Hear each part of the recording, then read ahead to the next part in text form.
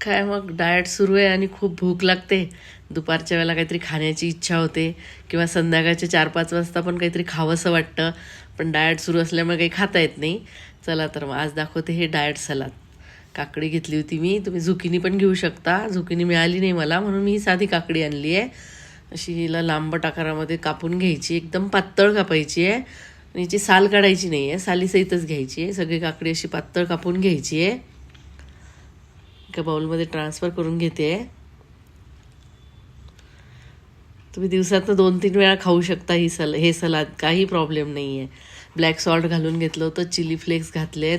भाजलेले तीळ घालून घेतलेत. थोडासा लिंबाचा रस घेतला आहे. मध घालून घेतलं आहे थोडंसं. मध ऑप्शनल आहे. तुम्हाला नसेल आवडत तर नाही घातलं तरी चालतं. सगळं व्यवस्थित मिक्स करून घ्यायचं आहे. सलाद तयार झालं आहे. प्लेटिंग करून घेऊया. थोडीशी कोथिंबीरची पानं घातली आहेत मी चिरून. खाण्यासाठी तयार डाएट सलाद. नक्की करून बघा. माझी रेसिपी बघितल्याबद्दल थँक्यू.